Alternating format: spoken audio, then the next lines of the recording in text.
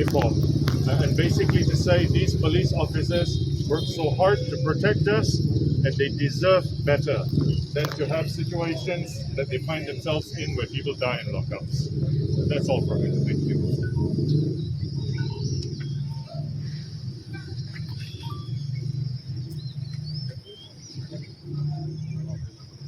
Okey, sebelumnya saya menjemput daripada Amnesty International Malaysia untuk berikan. Terima kasih Mat. Selamat pagi semua. Nama saya Brian dari Amnesty International Malaysia. Kami bersama banyak lagi organisasi NGO masyarakat sivil kerana isu ni kita tidak boleh terima lah. Tidak sampai 2 bulan dah ada 7 kematian dalam tahanan. Ini bukan isu yang baru. Ini isu yang dibangkitkan oleh masyarakat sivil dan badan-badan hak asasi manusia sejak 2005, tahun yang di mana RCI ditubuhkan untuk mencadangkan penubuhan IPCMC. Tapi sampai hari ini kita tidak ada sebarang hasil daripada usaha yang sudah dilakukan selama ini. Jadi pada tahun 2022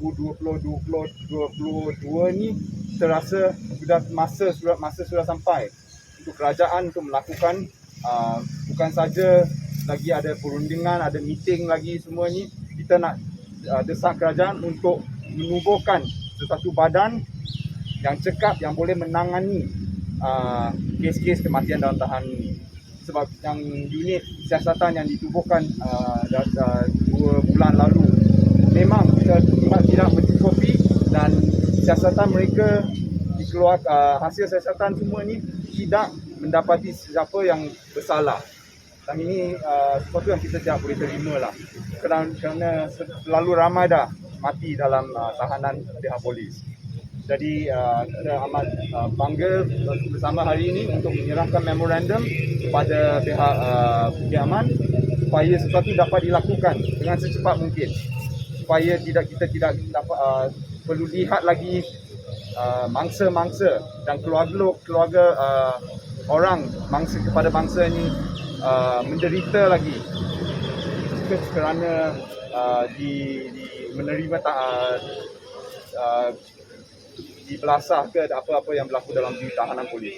Ini tanggungjawab pihak polis untuk menjaga keselamatan masyarakat, bukan untuk menangani kita. Dengan itu saya ucapkan terima kasih. Saya peringatkan kembali minta jaga jarak anda. Sila jaga jarak.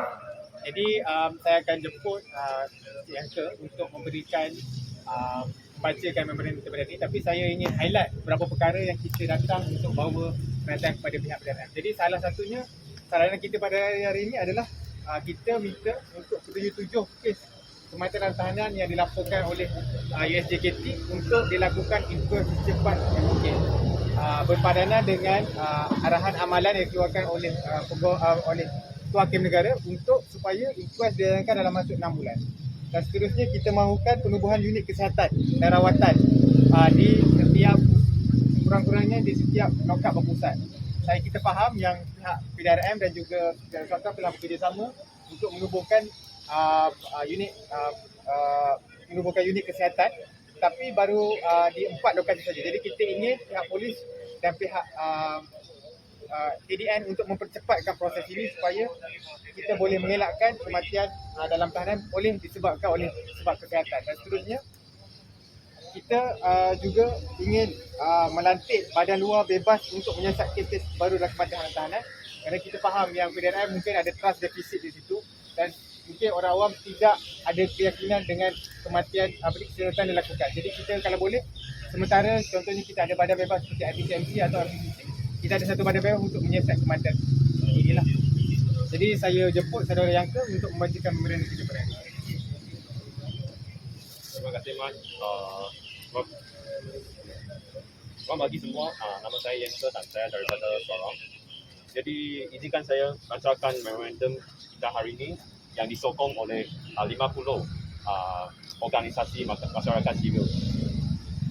Organisasi masyarakat sivil Malaysia yang tertulis di bawah ingin membangkitkan keresahan mengenai kes kematian dalam tahanan yang kian meningkat baru-baru ini, di mana 7 kes kematian dalam tahanan PDRM telah dilaporkan dalam 5 minggu pertama tahun 2022. Hal ini amat merisaukan serta tidak boleh diterima sama sekali.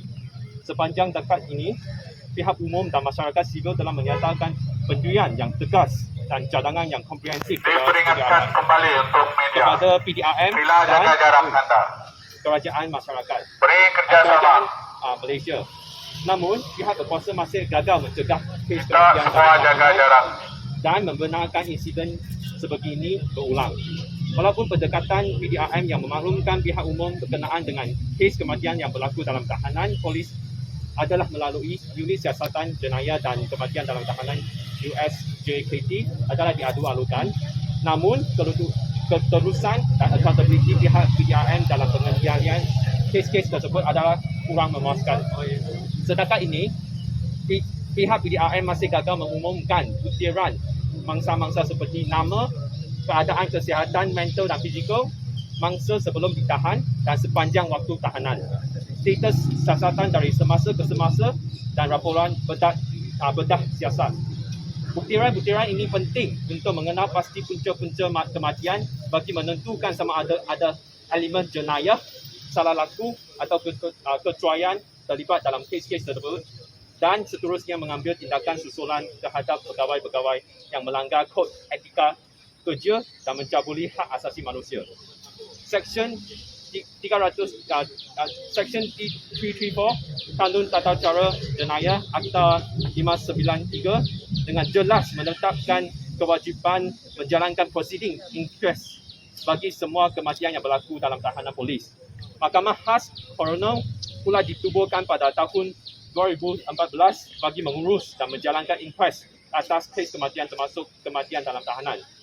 Kanun Tata Cara Jenayah dan arahan-arahan amalan secara jelas menyatakan tugas-tugas coroner, termasuk keperluan untuk memeriksa mayat di tempat kejadian, keperluan untuk mengambil bahagian dalam pemeriksaan bedah siasat, kewajipan untuk memberitahu waris si mati dan keperluan untuk memberi notis kepada waris mengenai masa terdekat di mana inquest akan dilaksanakan. Arahan amalan nombor 2 2019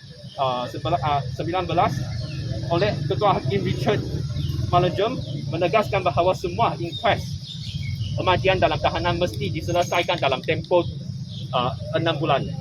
Oleh itu, kami ingin mengetahui sama ada PDRM dan pihak berkuasa telah menghubungi dan memberikan nasihat kepada ahli keluarga mangsa mengenai kes kematian dalam tahanan dan langkah seterusnya yang boleh diambil untuk memulakan siasatan. Jikalau pihak PDRM, Bentawang Raya dan Menteri Dalam Negeri masih gagal menjalankan inquest atas kes kematian dalam tahanan polis, maka perbuatan mereka boleh dilihat sebagai suatu penghinaan mahkamah. Oleh itu, kami ingin mengetahui sama ada PDRM dan pihak berkuasa telah menghubungi dan memberikan nasihat kepada ahli keluarga mangsa mengenai kes kematian dalam tahanan.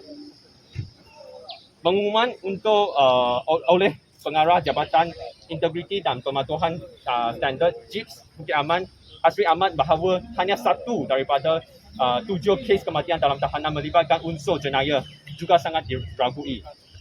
Siasatan yang dilaksanakan oleh pasukan polis sendiri dan bukan oleh pihak ketiga yang bebas dan tidak berberat sebelah dan memandangkan persepsi terhadap PDRM yang cenderung untuk mempertahankan imej polis, kredibiliti laporan tersebut wajib dipersoalkan. Sebagai contoh, susulan kematian yang membabitkan lelaki berusia 63 tahun di lokap IPD Taiping, pihak polis telah menahan 2 anggota polis dan 2 tahanan lokap bagi tujuan siasatan. Semasa sidang media 2 hari selepas, Pengarah JIPS telah gagal untuk memberikan penerangan sama ada kes kematian ini melibatkan unsur jenayah.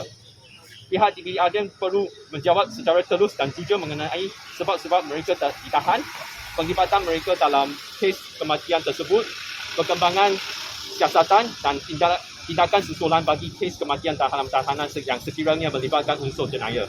Oleh hal yang demikian, kami ahli masyarakat sivil Malaysia menyuruhkan agar langkah-langkah ini diambil dengan serta-merta untuk menangani kes kematian dalam tahanan polis yang telah diterangkan oleh Saudara Mat tadi. Yang satu, menjalankan inquest atas ketujuh-tujuh kes kematian dalam tahanan polis dengan serta-merta. Yang kedua, menubuhkan unit kesihatan atau pusat rawatan or in-house facility, health facility di dalam setiap pusat tahanan polis. Yang ketiga, melantik badan luar yang bebas untuk menyiasatkan kes-kes terbaru kematian dalam tahanan. Yang keempat, tarikh balik rang undang-undang Suruhanjaya Bebas dan tata kelakuan polis IPCC dan menubuhkan Suruhanjaya Bebas Aduan dan Salah Laku Polis IPCMC. Pelaksanaan IPCMC harus dilalui dengan cadangan-cadangan yang oleh anggota masyarakat sivil CSO dan standard antarabangsa berhubung dengan sikap tidak berberat sebelah dan kebebasan. Cadangan-cadangan ini termasuklah kuasa untuk menyiasat dan mengumpul bukti, akses ke pusat tahanan dan atau tempat yang di mana berlakunya kematian dan salah guna kuasa. Dan ketiga adalah keupayaan untuk melaksanakan show untuk menuduh dan mengambil tindakan tata tertib terhadap individu yang didapati bertanggungjawab dan melakukan kesalahan. Oleh itu, kami sekali lagi menegaskan bahawa kerajaan perlu menarik balik RUU IPCC dan memastikan pelaksanaan IPCMC selalui dengan cadangan-cadangan oleh anggota masyarakat sivil dan standard antarabangsa berhubung dengan sikap tidak berat sebelah dan kebebasan. Sebenarnya, jumlah kematian dalam tahanan polis yang mencecakan 7 kes dalam tempoh 5 minggu pertama tahun 2022 harus dilihat sebagai satu darurat yang sedang mengancam hak asasi manusia dan juga hak untuk hidup yang termaktub dalam perlembagaan Malaysia. Kami anggota-anggota masyarakat sivil Malaysia menyeru PDRM dan kerajaan Malaysia untuk menerima pakai 4 cadangan dalam usaha membendung kes kematian dalam tahanan polis. Kami ingin menegas bahawa PDRM perlu memandang serius terhadap punca-punca yang menyebabkan kematian sebegini kerap berlaku dan menambah baik cara pengendalian kes kematian sebegini dengan segera. Cara yang paling berkesan untuk mencegah kes kematian dalam tahanan polis dan menangani kesangkian semasa masyarakat umum dan keraguan serta mengembalikan keyakinan pihak umum terhadap agensi penguasa terbesar kita iaitu PDRM adalah melalui penuhan IPCMC secepat mungkin. Sekian, terima kasih. Jadi sebelum kita serahkan memorandum ini, saya nak highlight apa sedikit berkenaan dengan memorandum tadi. Itu kita mengalu-alukan unit USJKT yang ditubuhkan oleh PDRM, tapi dalam laporan mereka kita mahukan lebih maklumat. Contohnya apa tindakan susulan yang dilakukan oleh unit tindakan ini setelah mendapat tahu kes kematian dan apakah dapatan daripada siasatan. Macam contohnya kes di Taipei hari itu ada 2 orang anggota polis dan 2 tahanan telah ditahan oleh pihak polis, tapi adakah kes ini melibatkan unsur jenayah dan bagaimana? Jadi kita nak satu pendedahan dan apakah maklumat-maklumat lain, sepertinya maklumat daripada Kementerian Siasat dan bilakah inquest akan dilakukan. Jadi saya rasa kita akan 3 wakil daripada pihak kami akan ke sana untuk menyerahkan memorandum ini kepada pihak PDRM. Jadi pihak IDP. Jadi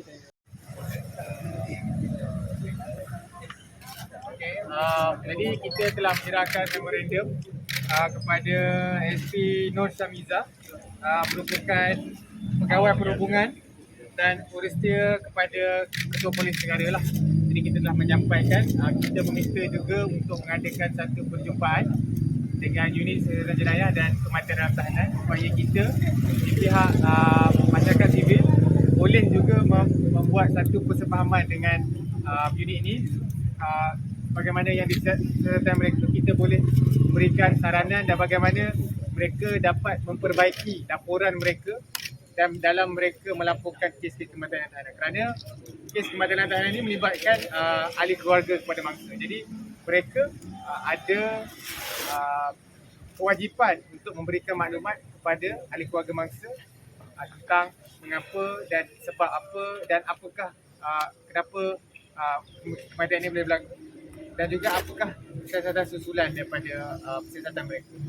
Jadi yang itu kita menyerahkanlah. Jadi daripada kita ambil gambar dan kita boleh akhiri sidang media pada hari ini. Gambar dulu.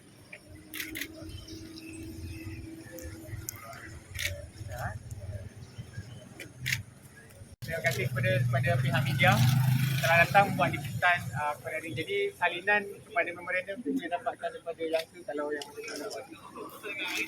Jadi kita akhirilah kita punya memorandum ini. Terima kasih. Thank you media for coming. We appreciate that.